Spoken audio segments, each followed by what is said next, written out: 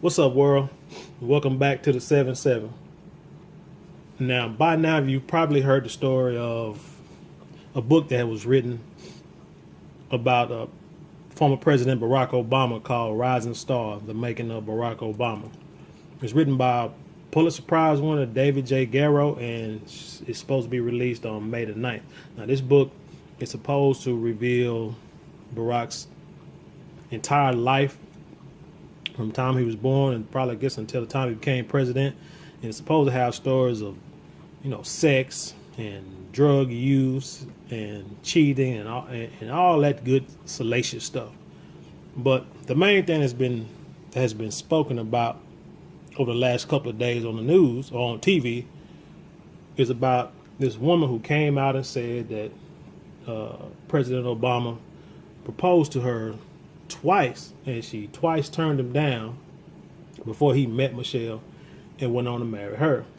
Now, the big thing, a big deal that everybody's making about this is that there's a woman named Sheila Mayoshi Yeager, I think she's part Japanese, and I don't know the other half, but supposedly President Obama proposed to her twice, and she turned him down twice before he ended up marrying Michelle.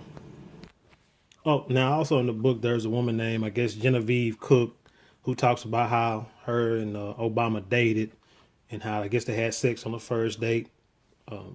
They did cocaine together, did marijuana together, and dated for about a year and a half or what have you. But that's all inconsequential right now. But I guess what's everybody's in the uproar over, or what's piquing their curiosity or intrigue, is that Barack dated all these women, all these white women or women that were not black, and they're saying that he didn't date a black woman probably until he met Michelle.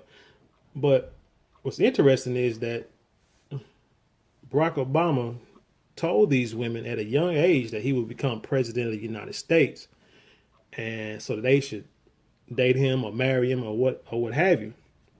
What's also interesting is the women that he dated. If you look at the circle that he was in, these women became, very successful. You got one that's a college professor. One, I think, was the daughter of an Australian diplomat.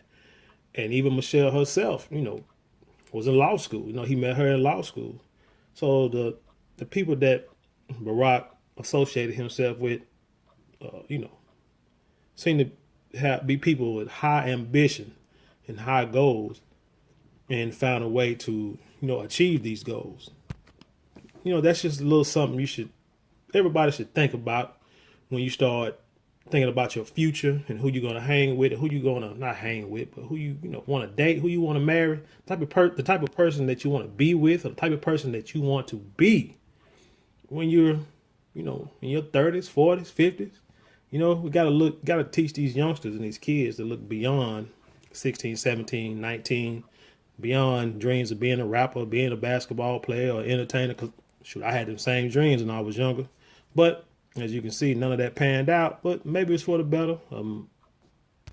But anyway, the big thing I wanted to touch on is one of the stories told in the book supposedly is that Barack felt he was going to become president, and as time went on, felt that he needed to marry a black woman in order to, I guess, help his campaign or help in his, pursuit of becoming president. And there are people who kind of giving him a side eye on this, or looking at him thinking differently of him. But my question is why? Because truth be told, let's say he did know he was going to become president at a young age. As a matter of fact, this goes into the point of a lot of people believe that, including myself, that sometimes these presidents are chosen way before we even know they're going to run for president. So it's quite possible that when he said he knew he was going to become president, it's quite possible that this dude knew that he was going to become president, and somebody told him, hey, you need to marry your a sister in order to, or in order to validate or solidify your candidacy.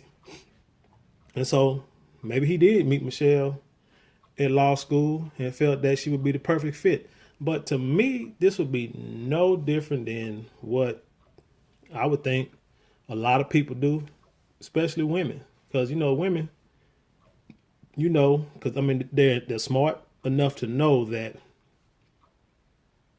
they want to marry up, either equal or above themselves once they get to a certain age. And they learn this a lot quicker, I think, than some men do. They figure this out a lot quicker than some men do because they want that stability. They want that structure. They want that support. They want to be able to know that they can wake up every day and not have to have financial worries or have worries that a man has their back or they can depend on someone to be there for them when things go wrong or when things go right. So if Barack said, hey, a black woman is going to help me advance in my career, then I can't see that being wrong when it's being done all the time. I mean, it's just, part of, it's been going on to me. If you think about it, it's been going on since the beginning of time. I mean, if you read your stories of history, you read your Bibles, your religious books, it tells you, you marry the king, you marry into, royalty. You marry these kings and queens or what have you for status. I mean, for structure, stability. So, I'm sorry to say, but every relationship does not have to 100% have to evolve around just an emotion of a love emotion, because love can only take you so far, but you have to do everything you can to build off of that love or to create that love to make that relationship work. Because if you try to look for the perfect person, man, you be looking for the rest of your life. But bottom line, if it is true, if that's what Barack Obama was doing, this is all could be politically motivated all the way around. But like I say, I'm quite sure he's not the first to do it, and he won't be the last to do it. But I would like to know what you think. Do you think he's wrong for doing it if it's true, or do you think, hey, it's just all part of the, just all part of life and part of the bigger picture, and it's just what politicians and people in power do? Leave your comments in the comment section. If you like the videos that I bring, subscribe, like, comment, and most definitely share with everyone. But until next time, peace.